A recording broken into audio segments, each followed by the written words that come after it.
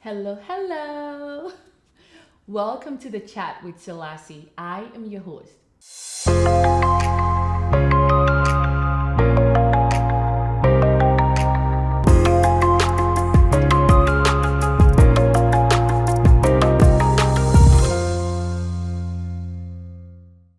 How are you feeling, Ramiro? Tired. Tired? No, I feel good. Well, it's relieving because I get to relive like a lot of this stuff. Like off camera, I've been telling you how like it's crazy how you tell the story and you're like, oh damn, like I've been like really blessed. So it feels good to talk about it. Just get it off my chest. Yeah, and seriously, really thank you for even staying through to part three with us. And again, I'm just gonna, take us back and see if you can tell us more. In part two, you were telling us about how you reconnected with your mom and your sister. I saw you got a call from your sister, right? When you got out? Yeah. Oh yeah. So I got a call from my sister, and then I went to Waffle House By afterwards. yourself. No, the family that came and picked me up took Okay. me there, and Okay. yeah, so they basically helped me just get on my feet, and I got situated Hmm. back into society, I guess. Bless your heart, right? Yeah. So kind of them. So reconnecting with your family, with your mom, your sisters, your brothers, after them not, in a way, physically being there for you, but writing to you. Now you're out of prison. Tell us about how the whole reconnection went with your family. Reconnecting with my mom was a special moment. You know, I hugged her, and we hugged each other for a really long time. I remember she was very emotional, and I got to see my family again, and they hadn't seen me in years, and they looked up to me. They thought I was like some badass who just got out of prison. Like, wow, how did you do it? So they had all these questions, but I really didn't want to talk about that. It's just something I wanted to put in my past. But I was very thankful that I had gone through that, what I had been through, because it allowed that for that reconnection with them. And yeah, we've been pretty close since then. So yeah, there's not much to say other than that. You did mention about hugging your mom for the first time. hmm What was that like for you? Oh my gosh. I mean, oh, like I'm just going back to that time, and I mean, it's like I wanted to dislike her, you know what I mean? But it's just like everything went away, and she talked to me about the things that she went through. Because this has been years. We're talking about she didn't even come to my graduation, and so um, I don't know. I don't remember like getting emotional about it. I just remember wishing like, damn, like where was this before? Why did I not get this before? So it was still part of the healing process, But after that initial, like, hey, it's good to see you, I think that's where the healing actually started happening between us, and everything was just a slow progression. And like now we're just like we have a great relationship, a really good relationship. We've been very open with each other, and yeah, we've just moved on for it. Or I have, at least. I know she has. Yeah. There are things, that I bring up in conversation, and she'll just stay quiet and start crying, and I'll know just to back off. But a lot of that, like, why bring it up anymore? Did she ever make you feel that, I feel sorry for, the ways that I wasn't there for you, that I should have been there? Or I know a lot of immigrants parents, we don't necessarily literally say I'm sorry. We say it in different ways. Yeah. Right? So did she ever, acknowledge or accept the part that she played in your life? Yeah. Yeah, she did. And, she explained to me, like, because I asked her, like, why, like, what happened, and so she was very open to me about it. And it doesn't justify the way we were treated. But I know she loves me. I mean, she's a mom, and I just put myself in her shoes as a father. Like, what would I feel like, if I were in that situation? There was just a lot going on for her, but I think there was just different puzzle pieces involved in what had happened. It wasn't just all her. Right. Like it was way before that. Like, Right. under different circumstances, would she have acted the same way? Probably not. No. But Right. that's what I had to deal with, and I've dealt with it, and I've forgiven her, and I think that's all there is to say about that. So Right. I like just that. moving on, yeah. I like that. And you've made peace with yourself. You have peace with yourself and with her. That is Yeah. very important. Yeah. Yeah, that's great.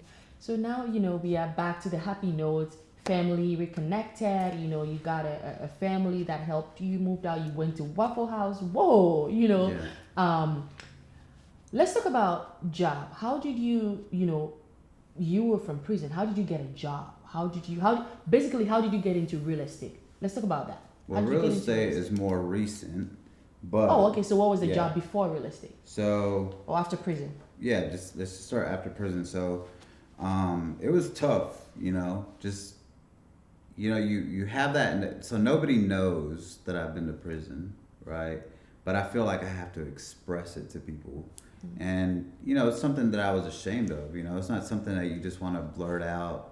It wasn't until recently where I've just been like, yeah, like, so what? It doesn't define who I am now, and I'm okay with that. But that's not what I was thinking in my 20s. In my 20s, I'm like, oh my gosh, who's gonna accept me for who I am? And I've been to prison, and I started dating somebody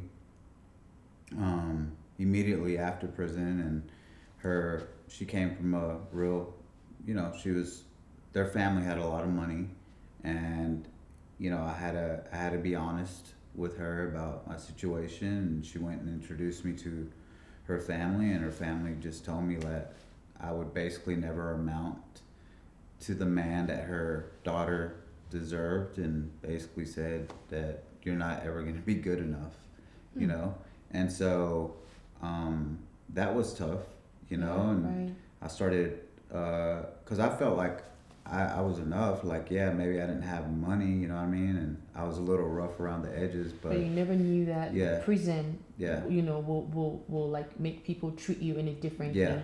yeah. But there's a certain stigma that, people with past have, and I mean, that's okay. You So know what I mean? that statement that lady's parents made, Mhm. did you internalize it? Did you think it affected you in any way? Like, did you ever tell yourself? Did you accept that statement? Like, I wasn't good. I would not amount to anything. Do you think it came back to you in different ways?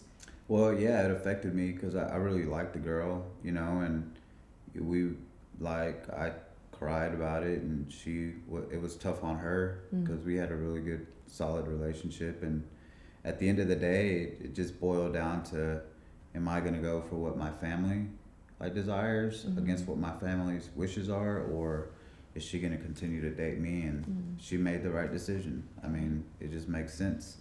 I don't judge her for it. I mean, it's just the circumstances that I was given, and so I moved beyond that. But I mean, after that, I was like, damn, who's gonna accept me? Who am I gonna? I got to the point where damn, should I maybe not share? Am I oversharing? But at this point, I felt like I had to, I had to be. I mean, I'm pretty transparent, and I just felt like I had to share it, and but yeah, it affected me and mentally, and I always thought about that. I still think about it sometimes. Now I wouldn't consider myself successful, but now I wish I could go back to this certain parent, and I'm like, look at me now. You know what I mean? But that's not the right mentality to have. And but yeah, it pushed me. Certain things trigger me, and it just pushes me to become a better man. So Okay, so it pushed you to having your first job? No, so my first job, I had it while I was working with her, was at a warehouse. So I went through a temp agency, and they were basically hiring people who had, a background, and yeah, so I got hired on. And I was working at a metal plant where they made certain metals for construction and stuff like that. So that's where I was working. That's where I was working at while I was there, and then the company changed ownership, and then they decided to fire everybody who had a background because they wanted to, separate themselves from that. And so I stopped working there, and it became tough after that. You know, I was just trying to find a job, and I got desperate because, you know, I didn't know how I was gonna like, you know, provide for myself, and I almost went back to doing what I was doing. Which is the drugs. Yeah, yeah, yeah, because that's all I knew, and then I met uh, then I met my ex-wife, or my wife, soon-to-be wife, who is now my ex-wife. Okay. So as much as I want us to go there immediately, Yeah. was there any transition between your first job or any other job to your real estate now, or did your ex-wife introduce you to, you know, to real estate? No. I'm trying to recall. So when I first met her, I'm not gonna say her name. No, but, no. When I first met my ex-wife, I was still working at that metal plant. Mm. Okay, and I had met her at a small group. Which small group? I don't know if you know what that What means. kind of small group? It's like it's a community group for church, Okay, right? Where okay. we would gather and then get together, you know. Mm-hmm. And so that's where I first met her, and yeah, I was still working, and you know, we kicked it off. We were pretty cool. Like I remember talking to her about other girls and girls that I was dating, and she would talk to me about the person that she was dealing with and things like that. But it was never anything, you know, romantic. Mm-hmm. But I was still working at that metal plant, Mm. and it wasn't until after we started dating that things started going down. That's when I had gotten released from my other position, and that's where I started struggling. So you met your ex-wife in a small group, in a Yeah. church small group, Mm-hmm. and you did say that it wasn't romantic from the beginning. So talk to us about the transition from when you guys became friends and telling each other about, you know, your life with other people. At what point did it become romantic between the two of you? Well, you know, she had a great heart, and I remember there were some things that had happened, like with my vehicle, and I remember talking about it, and she paid for it, and I think that's what attracted me to her. And then somebody had broke into my house where I was staying at and busted all the windows and stuff like that, and she let me stay in her home.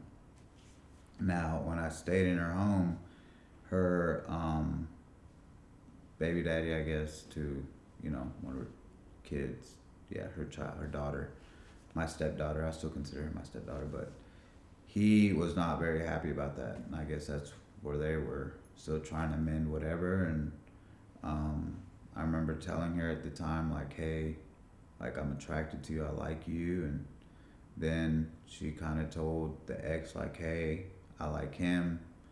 But he was upset because he had found out that I had a past, and so he was more worried about, you know, his daughter. But I think that's when it was. Like, I just moved in, and you know, we just got an attraction for each other, and then that's how it all started. So after you moved in, did you move out, or the moving in led to marriage? Yeah, the moving led to dating and, you know, marriage and all that. But you know, there was still a lot that was going on because this is basically somebody who had known everything about me, like with the girls that I was dating and everything. And then I knew the situation that she was in, so we just both came under the understanding that, you know, we had to move past that, and we were building on something for us, which was very, very, very difficult. And then on top of that, I had lost my job, so I was trying to find jobs, and at the time, she wasn't charging me anything to like stay there. But then when we started dating, you know, it led to us getting engaged and then eventually getting married. But it How happened old were under you the by then? I think I was 28, 28. 29, yeah. And how old was your ex? She is 10 years older than I am, so Okay. yeah. So she knew about your life at that time with other women. You knew about his, you know, his situation and everything else with whichever man was in her life, right? Did you guys decide before you moved in? First of all, did you decide that you were going to be romantic when you moved in, or was it just help? And then did you also decide that let's stop talking to other people? It was both. So I think we knew we were attracted to each other before, and then when we moved in, it just escalated the thing. But for her, it was. I mean, I imagine it had to be hard, you know, because she was still trying to close one chapter of her life, and then I was kind of like there, you know, and I know that she was ready to move on, from the conversations we had had, but I think it was just it just happened so fast. So would you say a situation led to a relationship? Yeah, Okay. yeah, I would say that. Mm. Yeah. Um, Did you feel whole by then? well, ready I felt to give it 100%. good because, you know, I felt like, wow, there's somebody who accepts me But you were despite still my with, past. you were with other women. So No, did I you wasn't feel with like, other women. Like she knew I had just talked to her about other women. She Okay. knew how strongly I felt about these other women. Mm-hmm. So it's just, for example, if I'm telling you like, oh man, Selassie, I really like this girl, right? Okay. And then a week later, I'm trying to date you. Yeah. Like that'd be difficult, like, cause in Yeah. your mind you're gonna be like, how can you try to date me when you're just telling me, Right. right? So it was the same situation for her, I imagine. But at the same time, I knew her situation, and So you know, you both had a past. a situation. Yeah, Yeah. we both had a past, and I guess we just met in the middle. You know what I mean?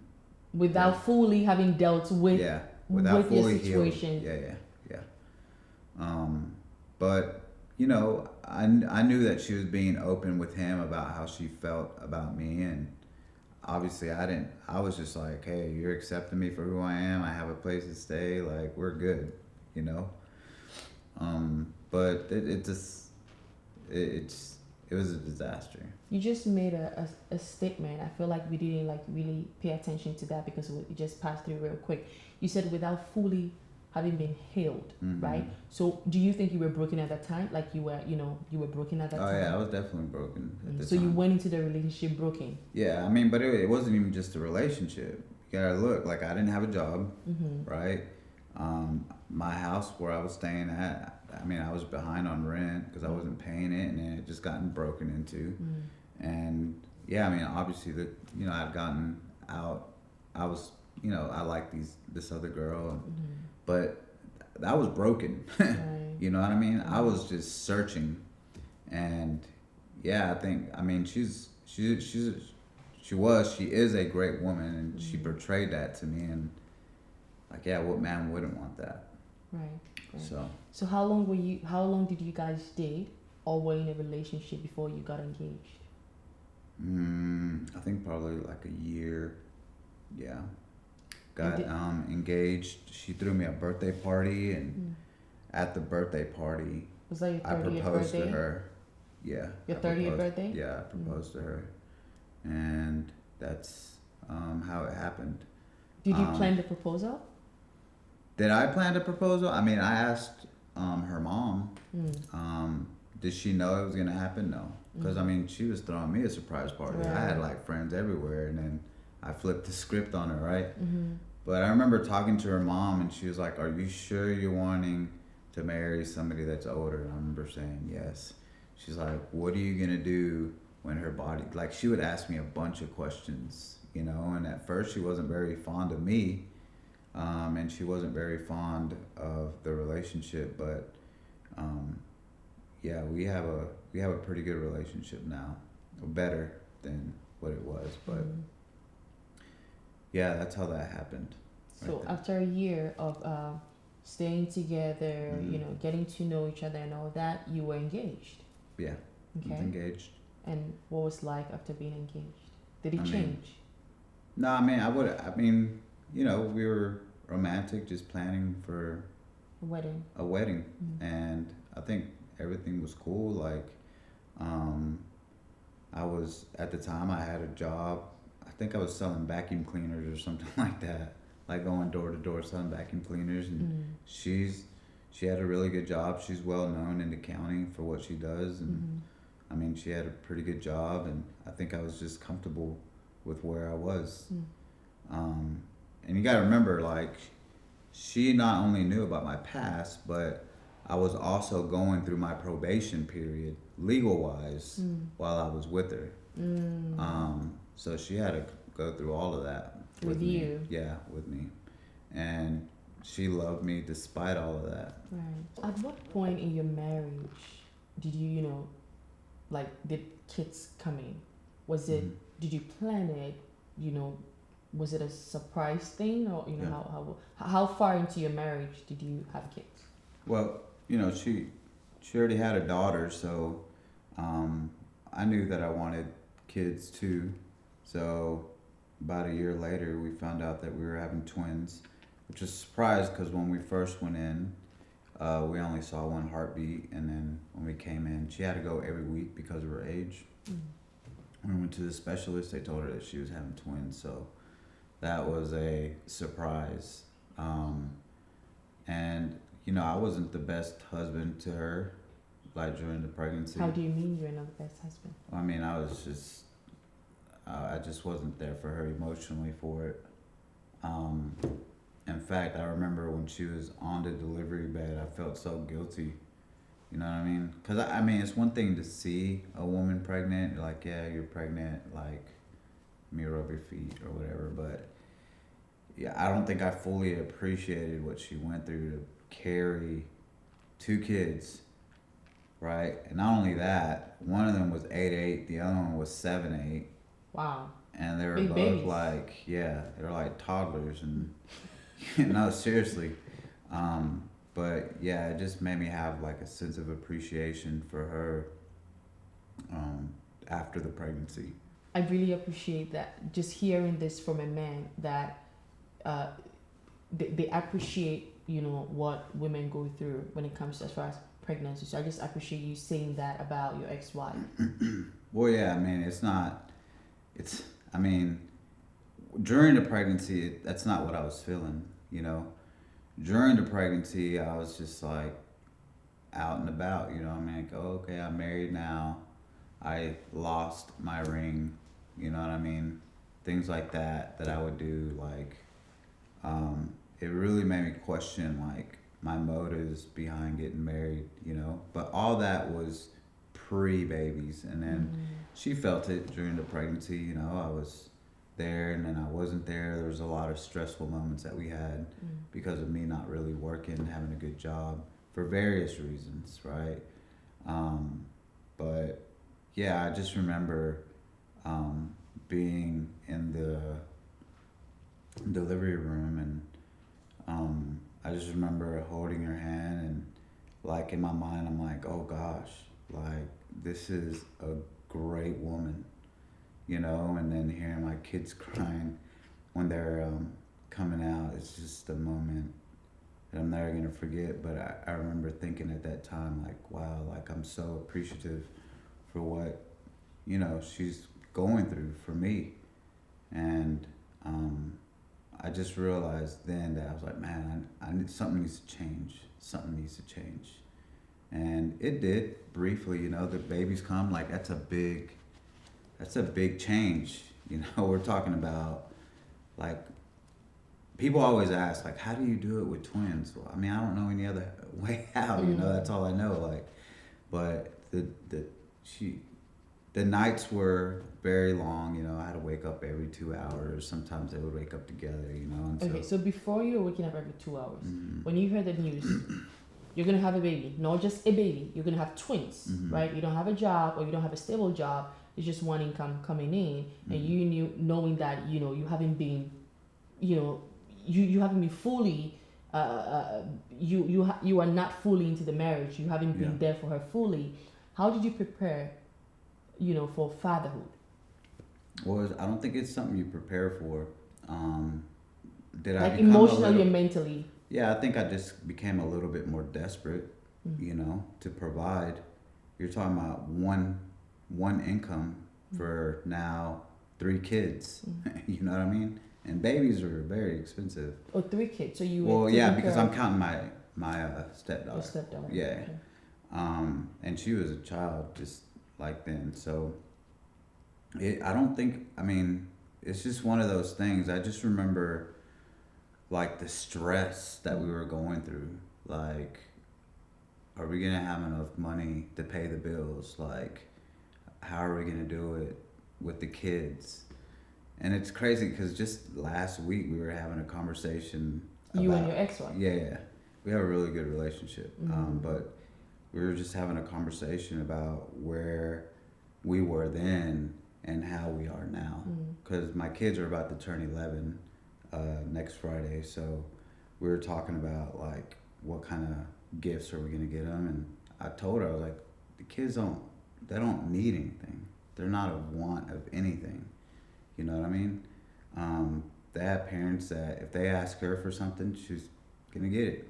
If they ask me for something, then they're gonna get it, right? They're not in need of something, but it wasn't always like that. Mm. And like, you know, I told her like, and she's told me, it's just unfortunate that we couldn't live that together, you know? And it really is. It really is unfortunate. But I think I'm jumping ahead a little bit. Okay, so to that. bring us back. Then. Yeah, so Bring us back. let me bring you back. But to answer your question, I don't think it's something you prepare for. I think it was just hard, you know what I mean? And I became a little bit more desperate. And you know, it was hard. I remember we were behind on the mortgage. I remember the mortgage company calling her.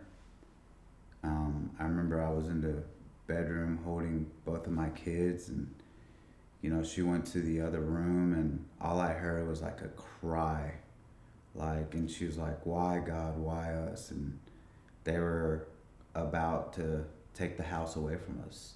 That's how bad in shape we were money wise, and you know, thank God, you know, she had friends who were able to catch us up in the mortgage, but it was not easy. It definitely wasn't easy.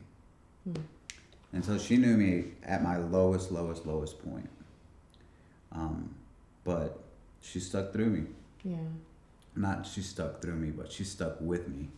And eventually the years went by, and you know, I had 5 years probation, right? I completed that. In fact, I completed it before the 5 years. The judge let me off, and that got wiped off my record, and I ended up getting a position at AT&T. And what year did you get wiped off your record? I don't remember Okay. exactly. No, I just remember. no. Was it 3 years into it? 4 years. I think it was 4 years 4 into years, it, okay. yeah.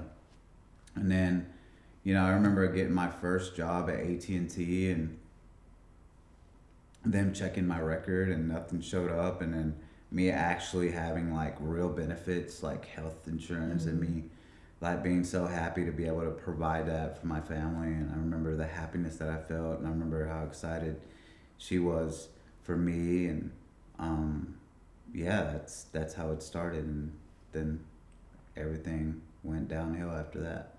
So from you getting wiped off your record 4 years into your probation, then you got your, you know, you got a good job at AT&T. Did things start getting better from there? No. Well, it did initially, but now I had this freedom that I didn't have before. Now I had a good job, right? Now I didn't have anything hanging over my head, and I was out there working, and a lot of things that I wish I could have lived in my early 20s were starting to come out. Like, so my eyes started to wander, and there was a girl that I started messing around with while I was married, and yeah, I committed adultery on her, and she found out about it. Did you tell her, or she found out? No, it was actually, she just caught up to me, like the lies and stuff like that. Oh, I gotta stay late from work, and you know, women are smart; they can sense that stuff. And one day I told her I was going to work. We had just gotten back from a vacation from Jamaica, actually, and I told her, I was like, as soon as I got back, I was like, oh, I gotta go to work. And I didn't know this, but she knew where my location was because of Find My iPhone, and I forgot about that. And I had gone to go pick up this girl, and I took her to the movies, and little did I know that she was following me the whole time. And It was like an episode of Cheaters. Have you ever seen the show Cheaters? You know when they run out of the vans and they're like cameras, but it was just like that. And I remember the tires screeching, and she just went off on the both of us. And Oh, she came there. yeah, she pulled up on us. Okay. Yeah, and that's how I got busted. And we ended up being separated for a year, right? How old were the babies by then? They were just babies. I want to say they were like 2 or 3 years old. Yeah. So the lady you were having an affair with outside of your marriage, did she know you were married? Yeah, she did. But what? Did she know you have kids? Yeah. But a lot of it was my fault because I was making it seem like I was about to get a divorce. Were you? No. So I was lying on both fronts, right? And so when my ex-wife pulled up on us at the movie theater that day, I was just telling her, man, she's crazy. Like, she just wants to get back with me. You know, I was saying stuff like that. And she knew that I was living there, but I was like, yeah, we're sleeping in different rooms. So I was lying on both fronts. Were you doing that because you just like wanted to be with someone, or was there something you were lacking from your marriage that made you cheat, or was that just you? Yeah, I think it was just me. Like, I mean, I don't know. Like, I've gone to counseling a lot since I got divorced, right? And this is something I've had to self-discover about myself, but I think a lot of it has to do with maybe the foundation of our stuff, but more so than that, I think a lot of it had to do with myself, like the stuff that I had to deal with, that I brought into the marriage. I mean, I can't speak for her. I mean, I could easily say, yeah, she was broken, and I was broken. I could easily make that as an excuse, but yeah, she may have been broken, but she was still there for me. Right. You know what I mean? So a lot of it was on me. Just a lot of it was on me, and it's just unfortunate that it happened. You know, and on top of that, like my stepdaughter, she at the time she was old enough to understand what was going on, and we were separated for a whole year, and I got my own place. Literally, I had my own apartment for a year, and I was still talking to that girl. The same girl. Yeah, I was that still you were caught with. Yeah, I was still talking to her, and she was still there. Yeah. After being caught. Yeah. Because again, she was believing my lies. Okay. So I was lying to both of them at the same time. Even while we were separated, I was telling my wife then, like, nah, I'm by myself. I just need time to myself to think about things. And then I was telling the girl, like, yeah, we're just working through the divorce. You know, it's a long process. And then my kids got caught up in the middle, and so they're like, Daddy, when are you coming home? And so I would tell them, like, no, I have to stay in this apartment for work. That's what I would tell them. I was like, I just have to be here for work, but I'll be back soon. And I remember I had been out of church for a while, and I had gone back to church, and I didn't know that she was going to that church at the time, and then we had ran into each other. And then my wife, right, and I had ran into each other, and then that became like a meeting point, like every Sundays for me to see the kids and see her. And then one Sunday I heard a message about how I shouldn't waste my marriage, is what the topic was about. And I knew then that I had to go back home. And I told the girls, like, hey, I'm getting back with my wife. I'm sorry. And so then she was upset because she's like, oh, you lied. I mean, it was just a big mess, but I created it all to myself. But yeah, I ended up getting back with my wife, and that was, you know, it was hard. You know, I heard somebody say earlier, once a cheater, always a cheater. And it's hard to trust. Like, it's one of the things that is hard to earn is trust.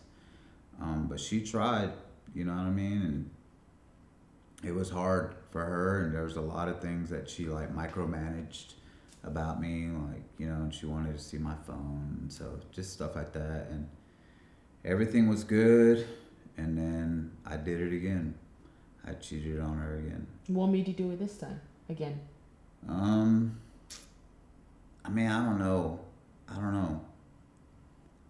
I don't know what it was. But this time I had just moved on. Like at this point, I had stopped working at AT&T, and I had moved on to T-Mobile, became a manager there, and it was just the same thing that had happened. Like over the summer, and the girl that I was working with, and I just ended up having an affair with her, and yeah, I got caught up again.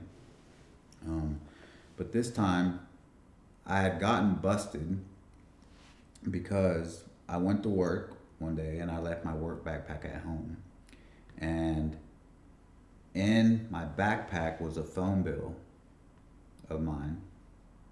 And she had looked through the phone bill and noticed that I was talking to one particular person for hours at night. So at nighttime, what I would do is I would get up from the bed and go call this other girl. Mm. And I was telling this other girl that, again, the same lie. So she also believed that you were getting a divorce. That I was getting a divorce, that I was sleeping in a separate room, that I was just there because of the kids. So I was lying to the both of them again. And then we had gone on a trip. My kids, like as a family, we'd gone to Florida, and then when we came back, and this other girl had given me an alternative. She's like, hey, look, we're done.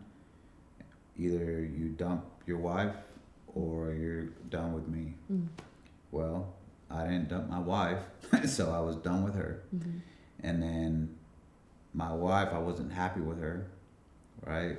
And so I went to talk to her. She wasn't happy with you, or you were not happy? No, she was trying to make things work with me. She knew something was up, but not really. Mm-hmm. So when she found the phone bill, she asked me. I was like, oh, that's nothing. And like, she just needed to talk about stuff that was going on in her personal life. And so she was like, so why are y'all talking every day for hours, like after midnight? And so I think she just accepted it, but I don't think she had like hard evidence that there was something going on other than that. But she knew, I think, what was going on. But yeah, it was soon after that I went to, after we got back from the trip, I went and talked to an attorney, and I told the attorney that I wanted to file for divorce. And one day she came home from work and she saw my face. She's like, what's wrong with you? And I was like, I need to talk to you. And we went to the other room, and I told her, I was like, yeah, I filed for divorce. And yeah, that was the end of that. How did she receive that message? She didn't receive it well. She was crying. She was like, hey, look, she begged me. She's like, please don't leave. Please don't do this to our family. How could you do this? It was right before our 10-year anniversary. We had just gotten back from celebrating her birthday. And she was just upset. But the thing is that I was making that decision knowing that there was nobody there. Like, I was doing it because I was unhappy. Like, I wasn't doing it to leave her for somebody else. Because I didn't have nobody else. Like, the other girl had already said she was done with me. But it was hard. But I just felt like I was only with her because of the kids, But I remember she cried and she begged me not to leave. And I remember my son going outside and crying and begging me not to leave. And I left. And then we went through the whole divorce process. How did you receive it? Seeing your wife, taking this news from you about the divorce with the babies. Well, I was more hurt at the time because I knew I was leaving my kids. That hurt me more than anything. It didn't really too much affect me with her because I was just over it. And I knew that staying with her was only going to hurt in the long run. Hurt her? Yeah, hurt in the long run. Because I wouldn't have changed. I would have kept on doing what I was doing. So there's never a right time to ask for a divorce, ever. It could have been at the 10-year anniversary mark or a day or two afterwards or before, right? There's never a good time. It's never an easy conversation either. But I felt like it had to be done. But to me, it hurt me more than leaving my kids and having to tell them why that happened. So you were so sure about it was more of the kids. I was gonna do it anyways. You're so sure of that. Let's come back to you saying that you were not happy, right? You've been in this marriage for almost 10 years, Yeah. right? There are twins now. What in the marriage did not make you happy? Well, this is something that, I had a fight, or not really fight, but I really had to self-discover within myself, right? So I could easily blame my past, blame my father not being there, the way I was raised, me being in prison. There's a lot of things I could have blamed it on, but ultimately, I should have never been with her to begin with. And that's something that I've had to deal with, and, that I've had to open up to her about it and apologize to her about. But ultimately, I feel like I just used her, honestly. And that's the honest truth. Like, I just used her because when I first met her, I was hurting. Like, I remember I said I didn't have a job. And, and it sounds terrible, but literally I wasted that time in her life. She could have been happy somewhere else, married with somebody else, but I was just so selfish that I just used her at the moment because I needed help. And then the babies came and I felt like I had to stick around because of the kids. But I was never really truly faithful to her. Even in the good times, I was never really truly faithful to her. Was there attraction? Were you attracted to Oh the yeah, lady she's a beautiful woman. Beautiful. But you were just not happy. Yeah, I just wasn't. Yeah, I mean, I'm trying to find, like, maybe the happiest moments were when my kids were born. Maybe when we got married, but even then, I was still questioning, like, am I doing the right thing? Like, are you doing it for the right reasons? But, I don't think I was ever 120% in my marriage. So if everything was okay, you had a job, you didn't need anybody and everything. If everything was okay, basically what you're saying is you wouldn't have been with her, is what you're saying. That's correct. Okay. Yeah. And it took a lot for me to self-discover that, right? It took a lot. Because, again, like I said, I could have blamed any situation that I talked to you about. I could have blamed how we jumped into the marriage too fast. I could have blamed any of that. But at the root of it all, if I go back and I'm honest with myself and I say, well, what if I had a good job then? What if I had a stable place to live at? Would I even need her? And the answer is no, I wouldn't, right? And that was difficult. That was difficult. And it's hard because I had to admit that to her. Like, how would you feel? Yeah. Like, what if I said, hey, Selassie, I just used you? You know what I mean? Because I needed you at the moment. But now that I don't need you, I'm going to, like, wash my hands from you. Well, now we have kids, so I'll just stick around for the kids. So at the point when you were leaving, when you were walking out of your door, your son is begging you and crying, Daddy, don't leave us. Come back. Did it ever occur to you that you were being your father at that time? Because going back, you told us that your father left you, right? Yeah. Did you ever feel that you were doing the same thing to your kids? Oh, definitely. Yeah, it was tough, Did you feel like you were your father at that point? Yeah, it crept up on me. Because I remember just hearing people say, well, you're leaving your family, you know what I mean? Don't abandon the kids. So I would hear stuff like that, like me being separated from her had nothing to do with the type of father that I wanted to be with the kids. I just knew we needed to get through that storm, but getting through that storm of the divorce was hard. After I left there, I ended up staying at a friend's place, and when you talk about isolated, I was isolated. Mm. I felt like I was in a holding cell again by myself. Isolated. I was by myself. I wasn't. Is it from your children? From From any. your I church? wasn't. There By was your nobody. No, I mean I was in a house, so Yeah. obviously I had physical contact. I was still doing normal things, but I wasn't in a relationship. Mm-hmm. You know, I was in a place where when I came home by myself, there was quiet. Mm. It was just me and air like around me, the walls, and it was hard. I remember feeling like a state of depression where I had to question myself, like, are you doing the right thing? Is this what you're supposed to be? Excuse me, I'm sorry. If is this what you're supposed to be doing? And it was hard. It was hard, and I still remember how down and out I felt, and how depressed I felt, and how I was talking to my ex-wife, and I could just hear the anger in her voice when she talked to me, and how when I talked to my kids, they would just bring me so much joy.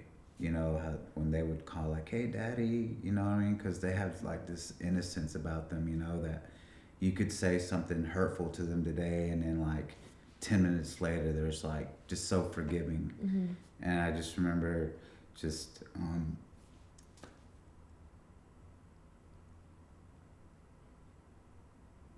yeah, I just remember just being hurt and wanting them back and wanting my family back, but I just knew that I wasn't in the right place as a man, like, to do that for her. Like, I could never be the husband that she wanted me to be to her, you know? And I had to accept that, you know? But hearing my kids, like, when they would call me, it's like as if nothing was happening, you know what I mean? Mm. And yeah, that hurt. That hurt. This is what I'm going to say. Is that, yes, you felt like you hurt them. I do not necessarily support divorce, but sometimes it's something that needs to be done, especially in a case where you were not happy.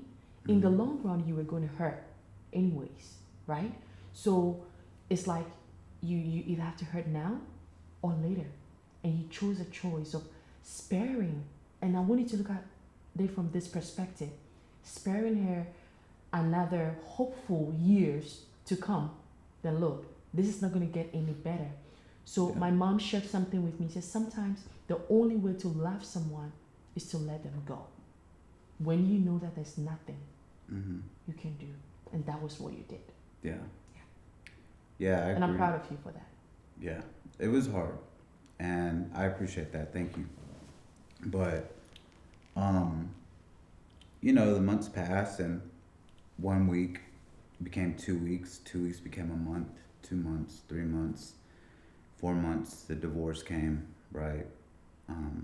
Got finalized, and then the tough part came, right? Like co-parenting, and where am I going to live at, and how far, like, how are we going to make it work, you know? And that was a process as well, but Were the kids okay? Like after you left, now the divorce is actually happening. What was the relationship like between you and the kid? Did they still like you? Were you still their daddy?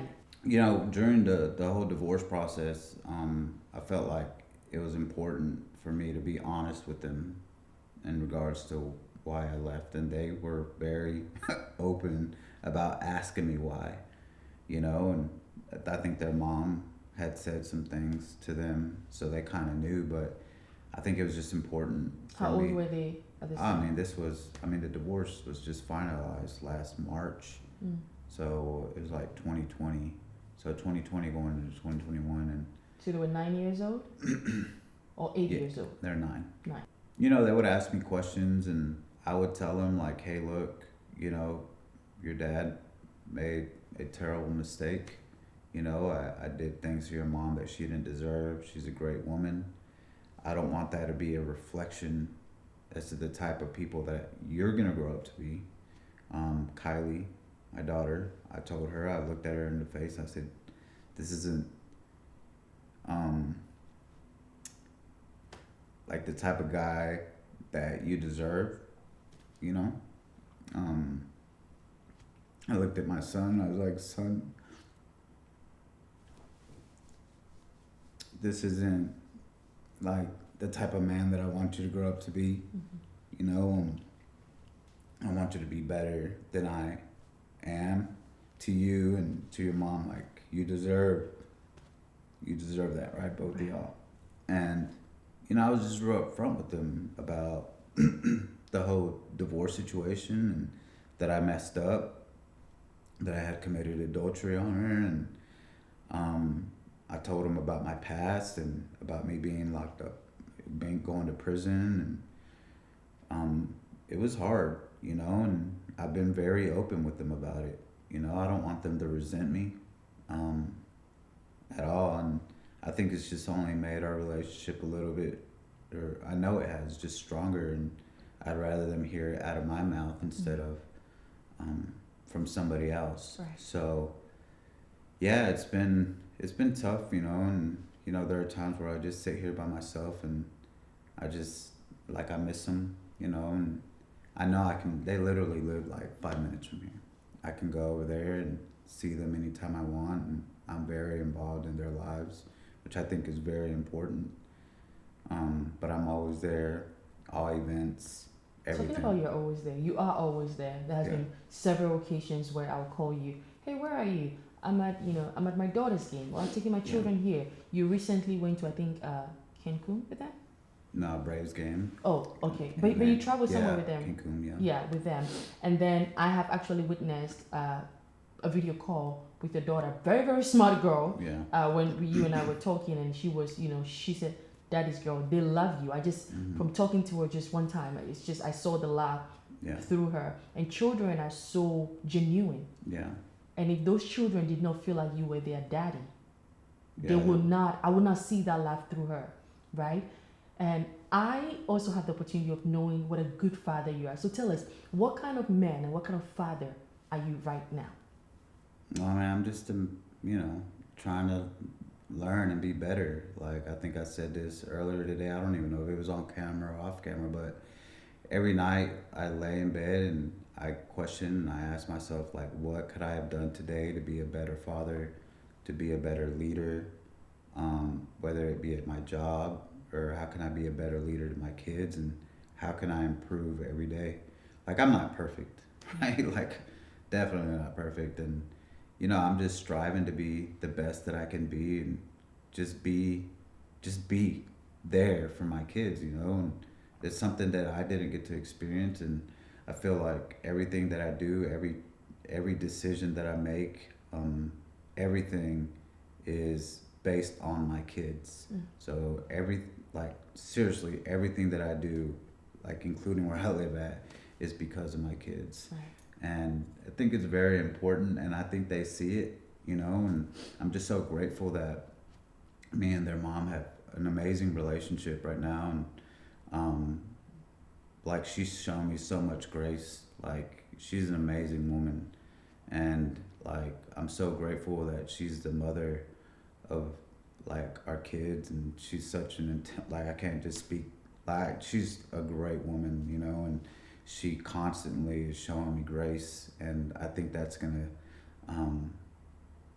speak a ton to my kids about forgiveness, more so than us being together. Will it happen? I don't know. I think we were at dinner just yesterday.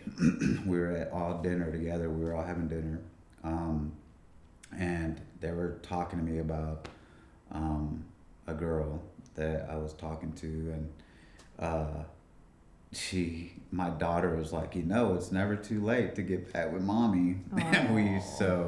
But they say that jokefully, and I'm glad that we're able to joke around like that. But the grand story of it all is that she has shown me such tremendous grace, and the fact that she's she knows that my intentions, my original intentions when I married her were not right, and I like the way I treated her during pregnancy was not right. The times I committed adultery on her were not right. Like everything that we went through in the marriage was not right based on how I treated her, and like the fact that she's been able to overlook all that and still talk to me as if, you know, like I was just a friend, literally. It's just amazing. It's amazing. And like I said, the kids will see it, and the kids do see it. And I think that's what matters most. Do you know what else is amazing? You're amazing. I just want to say thank you. Thank you so very much for just, first of all, trusting me with your story, right? What you shared with me before shooting actually, and even saying yes to when I told you this crazy idea about, hey, would you want to come on my YouTube? And and you said yes to it. I want to thank you for saying yes to me and for trusting me with your story. I really appreciate it. And a big thank you for being vulnerable, for allowing yourself to be vulnerable and live in the moment. And you're single, right? Sometimes. Sometimes. Oh, sometimes. No, Okay, I'm just kidding. Okay, we don't know what that means. Depends. Right? Well, if you ask me, I am. If I ask you, no, I'm just kidding. Okay, yes, I am. I'm definitely single. Are you searching? No, I'm not searching. Like my main priority right now is my kids, my career, and then everything everyone and everything else. I have certain. We've talked about it off camera, like what I'm looking for, what I want, and I'm just not rushing into anything right now, and like I'm content right now where I am. But if it happens, it happens. If not, hey, it doesn't happen. I'm okay. I'm gonna be okay regardless. Yeah. Well, what I want is just for my kids to be the best. I think I was talking to you the other day. I took them to a Braves game, and I remember I talked to you on the phone that day or the day afterwards, and I was telling you about my kids, and I remember just sitting down on my chair at the game, and they were both standing up, and they were like jumping up and down and smiling. And I remember like thinking to myself, like, why would any parent ever leave their kids? And I'm not passing judgment on anybody. I mean, everybody's circumstance is different, but I just can't stress this enough how important and how valuable that is to me to be able to be a part of their life and daily, whether I'm there physically 24/7 or not, but just knowing that I'm there for them is so important to me. So that's all I gotta say. Thank you so much for allowing me to be here and for listening to my story. Of course. You and your crew have been amazing. So thank you. Whew. Well, I learned a lot. I learned grace. I learned forgiveness because I saw it in your story, right? And I also learned not to just look for people being there for me, sometimes from all the places that I'm expecting. I learned that people can be there for you, people that you do not expect, or help can come from places that you do not expect. Help can come from where you think there is no hope, like prison. Yeah. Right? So definitely I have learned a lot from that, and I'm really hoping that our viewers, our family can, relate to this or resonate with this in any way, even if it's in a very little way. I hope that this story did touch you. And if you're a parent out there, it's not too late. It's never too late. It's never too late to go back if you want to. I hope you want to, but it's never too late to go back. If you're a child, if you're a daughter, a son out there, it's okay to forgive when you want to forgive. Give yourself grace and give them grace. And always remember that people can never give you what they do not have. So if your father left you, if your mother left you, if they did not love you the way you wanted them to love you, maybe take my perspective on this. Maybe they didn't know how, or they don't know how to love you the way you want them to love you. So teach them and give them grace and give yourself grace. This has been the chat with Selassie. And again, over here in this community, we are freely ourselves, our authentic selves. It's been a long, long, long day. And we would like to say Goodbye. But right before then, do not forget to subscribe. Subscribe, subscribe, subscribe. Now, I'm off. Mwah, mwah, mwah. Plenty kisses.